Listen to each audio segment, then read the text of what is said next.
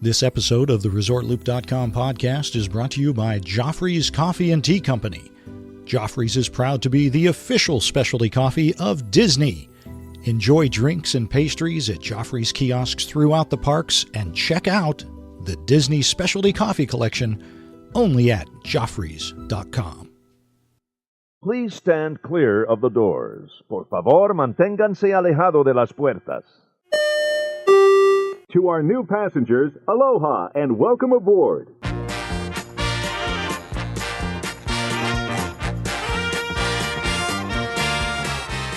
Hey everybody, thanks for joining us. This is ResortLoop.com. I'm Tim Scott. I'm Bob Collar. And yes, I'm still here. As much as I tried. No. Oh, wow. No. Don't make me pick up the phone. No, I've already called him. I mean, welcome. Oh, thank you very much. It's been a while. Yeah, I apologize for kind of bogarting the show for the last few times. Oh, you had to, though. You had an awesome trip, man. We needed to hear from you. Well, it was a whirlwind. It was a lot of fun, and unfortunately, as you know, Looper Nation doesn't know, my son got sick on the way home. I know, the poor guy. Yeah, I think it was a little too much. I think the most we slept each night was maybe 6 hours. Moving on, and we just kept going, and he's not used to that. So. You wore that youngin' out. I warmed out. This old man took out the ute. That's right. Oh, you're like, what's a ute? So there's there's something to be said for old age and sneakiness. Oh wow. Anyway, well, Tim, what are we going to talk about today? I just want to talk to you. I want to get find out some more about your trip. I think we should wrap this all up, put in a nice little ball. No, I'm not. I'm done talking. You're done? Yeah. There's going to be one short show. No, there are some really cool things that I didn't get a chance to talk about. Oh right, yeah, I want to hear these. Now, a lot of it revolved around downtown Disney. The new Disney Springs coming very soon. Yes, Disney MGM Springs. Yeah. No. The big Mickey Sorcerer hat is there now? No. It's in the middle of the lake. I'm kidding. It's a fountain. That's not a bad idea either, actually. I know. Isn't it, though? I still like you tipping it upside down and having it be one of those water slides. Yes. Contemporary. That'd be funnel. Awesome. Yeah, exactly. But anyway, Disney Springs, man, a lot going on over there. A lot going on. And, like I said on the previous shows, if you're going down to Disney Springs, downtown Disney, don't drive your own car because it's way too hectic. With all the construction, there's very limited parking. However, and this is what I didn't get to touch on, was they've got that new parking garage. You've seen it. Yes, I've seen parts of it. I've heard a lot about it. It is awesome. Is it really? Because I keep hearing it's awesome. Is it really awesome for a garage? I'm going to tell you, every parking garage on the planet, especially New York City, needs the technology that Disney is using. Now, I don't know if they're sensors or actual cameras, but they know when a parking spot is open. So as you're pulling into the parking garage, right, they have all of the levels. They have level 1, 2, 3, 4, and 5. And next to it is a digital readout of how many parking spaces are available on each one of those levels. Then, as you drive in, you know how when you normally drive into a parking garage, there's the main drive and then all of the lanes where you park that you can turn down and try and find a parking spot. Right. Well, most parking garages, you're just slowly driving down, hoping to find one, and then you don't find one, so you got to go the other way. Yes. Real slow. You're wasting all kinds of time. Parking roulette. Yeah, exactly. Not at downtown Disney. Now, above each lane, with the arrow point, shows the number of spots that are available. Oh, how cool is that? So, you'd pull in and you'd see 0 spots in that lane available. You wouldn't even pull in. You just keep going. Oh, And if you're in a hurry, you go, I'm not even messing with this. I'm going to where I know there's 400 parking spaces on level 4. The Grand Canyon Concourse. Which, exactly. Don't try parking your car in there. No, they frown upon that. They do frown upon. I tried. And that was a Tomorrowland Speedway car, which I don't know how you got that over there. You have to jump that track just the right way. There's one spot. One spot. I won't even tell you where that is. Right. It's back towards Space Mountain. I've never seen security jump so fast. So upset. You're security land, Tim. Let's take it back to security land. I'm sorry. So, yes, the deck. And we digress. Awesome parking garage and plenty of parking space in that parking garage. So I thought that was very, very cool. Loved that. Also loved, and I talked a little bit about this, the new Boathouse. Beautiful restaurant. A little bit pricey. I've looked at the menu for that. 1, expensive. 2, looks phenomenal. It is beautiful. Beautiful. But since we kind of opened the door about this, let's talk about some of the high-end shops that are going in Disney Springs. Yes. This is somewhat of a concern of mine because, my son's like, oh, hey, Dad, I need a new pair of sunglasses. Oh, hey. He couldn't find his old pair, so I'm like, yeah, that's fine. Let's go see if they've got the Apex by Sunglass Hut, it's called. Oh, that's not going to go well. No. I got my sunglasses I got from Target. Right. They cost me $16. I was very upset when I got a scratch on the lens. Yes. On this trip. I was upset. $16. Down the drain. Down the drain. Oh. These Apex by Sunglass Hut, the Sunglass Hut, whatever you want to call it. Yes. $200 for a pair of sunglasses. Yeah, these aren't your cheapos. These are what, like Oakleys and Ray-Bans, that kind of thing? Yes. Yeah. Yes. My son goes, oh, Dad, here's some Ray-Bans. I said, don't even go over there. This is not our store. This is not our store. I know how much Ray-Bans are. Is there a Walgreens here? Exactly. The Disney Springs Walgreens? Same thing. We ran into that with even at the Boathouse, going in and looking at their gift shop. Pricey merchandise. They've got the hat place, Chappelle hats. Kind of pricey for hats. The Art of Shaving, right on their site, it says, offers premium grooming essentials for the modern man. Now, we didn't go in there, but you can imagine it's probably expensive. They threw the word premium in there. Exactly. My goodness. So my concern with all of that is, are they making it so that it's going to be too difficult for the average person to shop at Disney Springs? You had a point. Go ahead. I do have a point. I don't think it's actually even geared towards us. It might even be geared towards, I don't want to say locals, but from this country. I think it might be geared more towards foreign visitors. Okay, I'm struggling with that because everything's about me. So I know it is. That's a little hard for me to take, but I think you're right. I think moving down toward the East End is probably for your average park goer, yes. Vacationer, U.S. vacationer, plain folk. Because like you had said, you drop thousands of dollars on a vacation. Are you going to want to go over and then drop, a couple $100 on a pair of sunglasses? Yeah. I mean, do everyone want to take the time to shop for leather jackets or couture, if you will? Right. So yeah, there is that. They have a Harley store, which, just goes to show that Harley Davidson has come quite a long way since. Now, do they sell the bikes in there or just like clothes and things? They've got two motorcycles in there that you can get a picture on the motorcycles. They're the old Easy Rider motorcycles, the big tricked out Harley Davidson. Yes, I call them hogs. Is that accurate? I don't know. No, it's not. But anyway,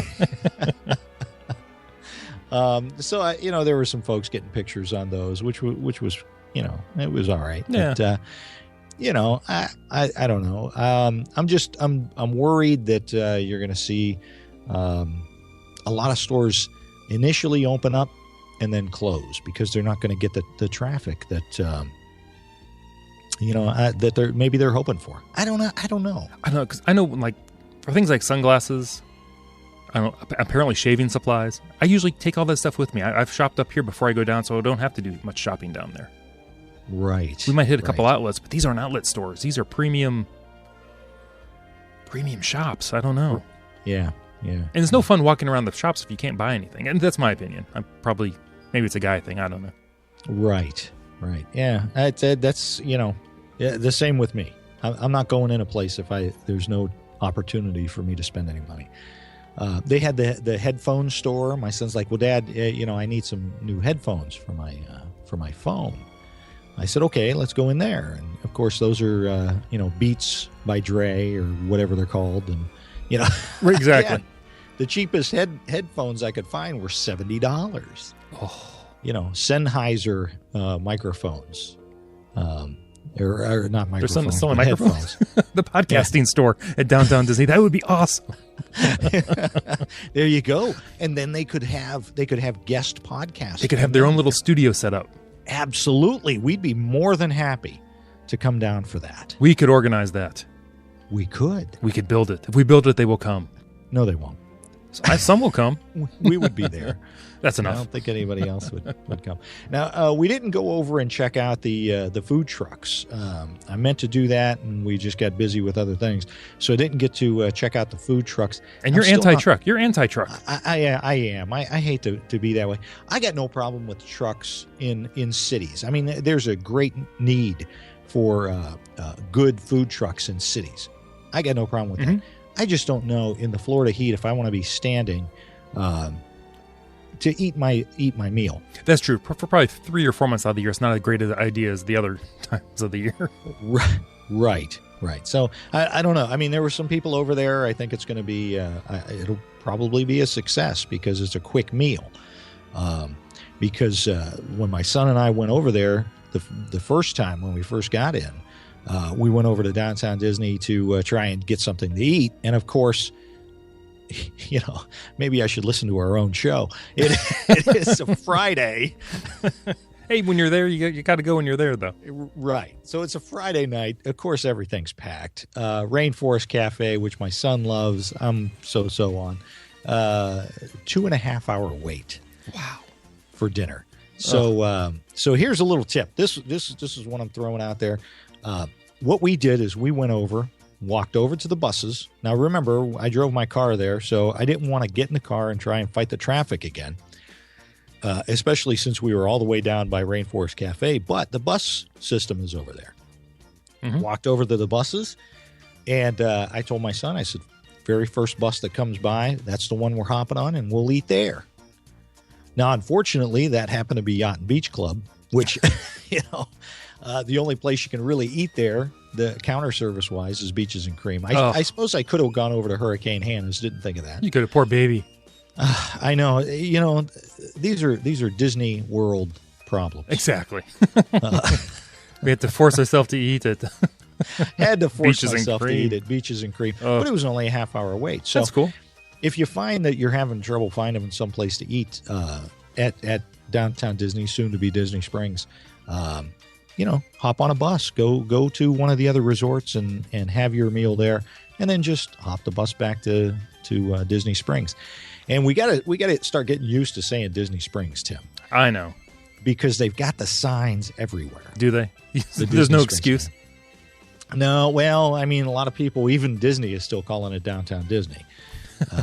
They've got to get that changed up. They're going to have to get Stacy back for the in-room video that we all watch when we get down there. And yes, she's got to talk Disney Springs instead. So. She just celebrated her 10th anniversary of doing that. Did you know that? Wow. I know. That is hard to believe. That's crazy. That is crazy. I remember her when she was just a youngin'. Yeah. Oh, well. Yeah. How about that? Oh, my goodness. But, Disney Springs, it's coming along. There's a lot of cool stuff going on there. It's going to be beautiful when it's done. But right now, a lot of construction vehicles, a lot of stuff going on. So keep that in mind when you're going down there. All right. For that. I'm looking at the Boathouse menu. I want to run a couple things by you here. Go ahead. Go ahead. I'm just going to pick a couple at random. All right. Appetizers. Uh-huh. I know you're a big fan of the frog legs. $17. Coconut frog legs with an orange chili sauce. Let's jump down to soups and salads. Caesar salad, traditional anchovy with egg and Parmesan dressing, $21. Wow. These are appetizers? This is under soups and salads now. Yes. Oh, soups and salads. Yeah. Let's see here. The galley. Actually, it was the galley. Romaine hearts, laughing bird shrimp, which is how you want your shrimp, to be laughing like a bird. Hearts of palm, peppered salami, olives, pepperoncinis, smoked mozzarella, and herb vinaigrette. That's a $21 salad. That's an expensive salad. Some of the things down here I'm thinking don't sound too bad. The salad's free at Olive Garden. I'm just saying. And it's unlimited. Let's see. A bone-in New York strip, a 20-ouncer, $52. Ooh. I'm going to jump down to the end here. They have something called the Boathouse Surf and Turf Table. It serves 4 people. All right. 32-ounce dry-aged tomahawk rib chop with provisions. I'm not sure what that means. I think it means somebody to help cut it for you. It better be. 2 1 1/4 pound whole Maine lobsters. A bowl of Florida Bay chowder. They finish that up tableside. What do you think that runs? Now remember, this serves 4 people. 4 people, $60. You're only off by $100. $160. Which I think is too bad. For 4 people, I mean, a 32-ounce rib chop, that's a roast. Somebody better be cutting that and feeding me. Well, that's what the provisions mean, I think. I don't think so. And just real quick, if you want a side of the cut from the cob roasted sweet corn, $10. $10. What? $10. For corn on the cob? Corn on the cob and a sea salt baked potato is $7. Now that better be like the size of the moon. Is that like remember when Wendy's had baked potatoes? And they were just covered in everything bad? Yes, and all those prices I gave you? Yeah. Was the lunch menu. Oh. It looks like it might be about the same for dinner, but yeah, I mean. Yeah, I won't be eating there. This is one of those destination, probably once every few trips restaurants, I'm thinking. Yeah. But it looks gorgeous, I got to say. Yeah, something special. Something to do, a special occasion maybe. Yes. All right, what else about your trip? I'm sorry. Because you get to eat inside that Chris Craft boat, which is very cool. That's very I've eaten on the pontoon boat before. That was very cheap. I think it was like a bucket of chicken and a 2-liter of pop. Was that on the Cuyahoga River when it was burning? Remember that? Well, yeah. I do remember that. Actually, I don't remember that, but I heard about it. Everything was a little smoky. A little smoky. Yeah. Oh. Yeah. Well, speaking of food, of course, I've got to once again thank the Porters, Mike and Florence Porter, for a wonderful Ohana experience. How nice was that? So I was able to finally experience the mythical land of Ohana. We got a seat right by the window. Got to look out and see Space Mountain from across the way. Florence must have slipped them a couple of bucks. She did something, but a couple of bucks was about right, because that ain't cheap either. So how was the meal? I mean, you've heard about this fantastic restaurant. Did it live up to the hype? Is it kind of a letdown? What'd you think? That ain't cheap either. No. But it was very good. It was delicious. Oh, excellent. Oh, my gosh. He brings out the appetizers for us, and I almost filled up on that. Yes. Yeah. With the wings. Oh, the wings. Pot stickers. Pot stickers? Is that what they call them? Something like that. I don't know what you do on your vacations, but sure.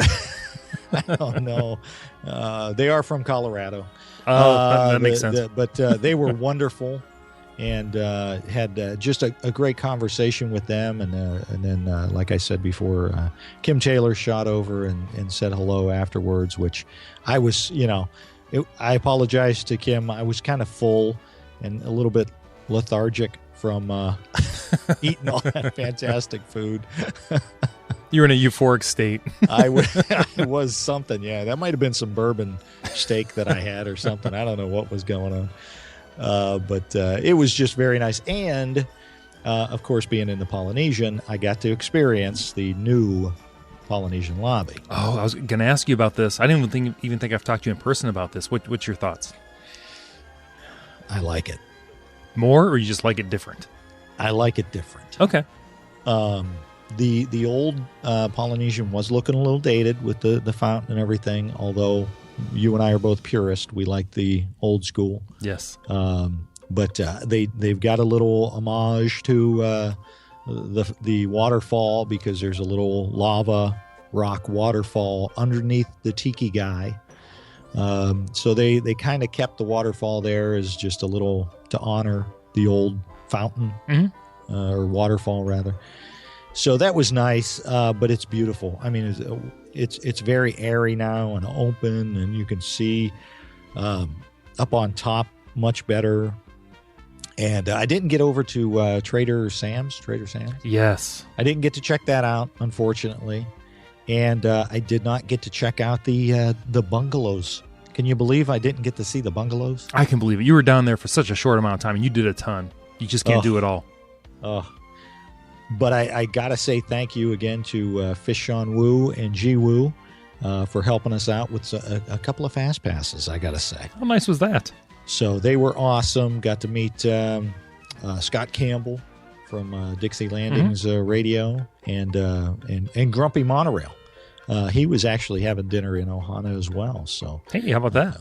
It was awesome meeting everybody, and there were a couple of people that tweeted me and texted me while I was down there that I didn't get a chance to meet up with because just ran out of time. But a lot of fun. We really appreciate seeing everybody and talking with everybody. So it was a lot of fun. What else did we do? I'm trying to think what else we did. We did a 5K. Tell me about this 5K. Was it enjoyable? Would you do it again? Was it everything you hoped? Absolutely, I would do it again. Would you really? Yep, Coach Roche was right. Once you do it one time, you're addicted. My son, before we even started the run, said, "Dad, can we do this again?" Oh, wow. Everybody's just having such a great time. People are dressed up in costumes and just having so much fun. And we were third from the last, so we were number 7 corral. So most people had already run through, but it was a great time. We had a lot of fun. Again, I could have done without the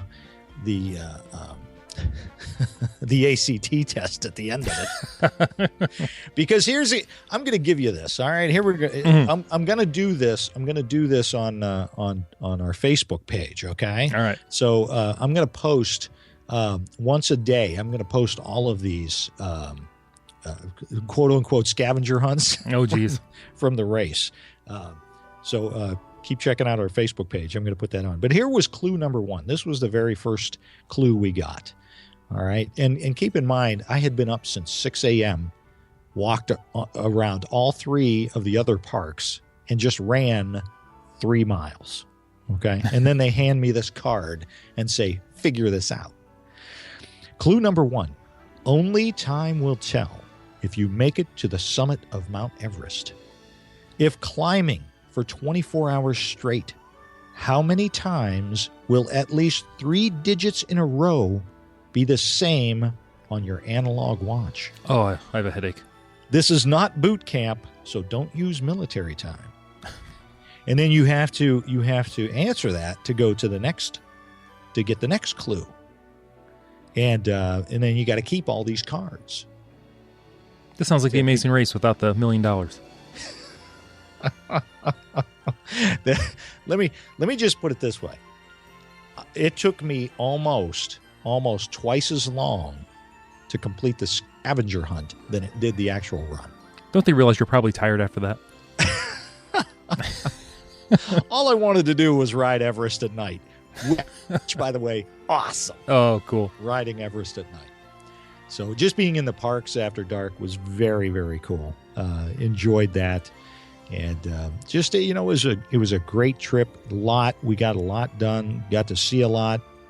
Of course, on the last show we reviewed Disney Quest. That was a great experience. And then just real quick, when we were leaving Disney World, because we went over to Tampa to visit the folks over at Joffrey's, but when we were leaving Disney World, my son was so just disheartened that we couldn't stay longer. So we go over to Tampa. We had a great experience, and I'm going to talk more about that at a later date with the folks over at Joffrey's. Truly people that care about the product that they're putting out. They're fantastic folks. But at any rate, we went over to Tampa, then we went over to Clearwater real quick to check out the Gulf of Mexico. Mm-hmm. And my son was like, do we really have to go home? And we still had 2 vouchers for mini golf. And I thought, well, we're going to be going kind of past Disney on the way home on I-4. What the heck? And there you go. So we hit Fantasia Gardens for a little mini golf on the way home, and then ran over to Beaches and Cream because that app that I've told everybody about with the traffic on it showed that I-4 was a parking lot in Orlando. So I thought, well, I either sit at Beaches and Cream and Stormalong Bay or in my car roasting. I think you chose the right one. I think I did too. That's awesome. Great time. Just so much fun. Epcot's Flower and Garden Festival, gorgeous as always. It's just such a beautiful time to be down there. That's, I think, Tim, for now, is all I've got. That is outstanding. I just want to mention your running story inspired me to bring this up. Don't forget to check out the blog over at ResortLoop.com. We have a great article over there, the most recent one by Rebecca Toon. Oh, absolutely. What a great article. Oh, it is actually very motivational. Very motivational. So and the specifics of the races from Joe Quattrochi. Yes. When he did the cross country. All the bloggers over they're doing a great job. Tamara just had her first article. Tamara? I knew that. I knew when I said it too. I thought you'd let it go. I finally said it right. Exactly. Emily Hansa Hicks is over there. Just tons of people. It's awesome. Yeah. Our blog team is wonderful. We love them so much for doing such a great job. Thanks, guys. Yeah, and if you want to write an article, just drop me a line, Tim@ResortLoop.com. Yeah, some cool recipes now. Oh my gosh, it's blowing up over there. Yeah, they dropped some nice recipes on us. And again, Tim, we've got some fantastic news coming from Joffrey's. They got some very cool stuff coming very soon. So June is going to be very interesting. Yeah, stay tuned. We'll be able to mention that later. We can't mention it now. No. But we can later. But great things coming for Joffrey's, great things coming from Disney. And we just, we're happy to let you all know about it. And great things, of course, coming from our blog team. So absolutely. Thanks, everybody. Thank you so much, everybody. Thanks for joining us. I'm Tim Scott. You can find me at... where can you find me, Bob? Tim Resort Loop Scott on Facebook. That's it. And Resort Loop Tim on Twitter. Zuckerberg has still screwed me up, and I can't remember what to say. Just go over to ResortLoop.com. You'll find everything there you need to know. And don't forget Facebook /Resort Loop, where I am going to challenge your minds. Expedition Everest. Scavenger hunt. There will be no prizes. My brain hurts. That's why I couldn't remember my name. Why couldn't you remember my name? Don't forget to rate us on iTunes, folks. And where else can they listen to? You can always find us on the Stitcher. Just don't ask me my name. This has been the Gateway to the Magic. See you, everybody. Hey, everybody. Thanks for joining us. This is ResortLoop.com. Let's start one more time. I haven't done this in so long.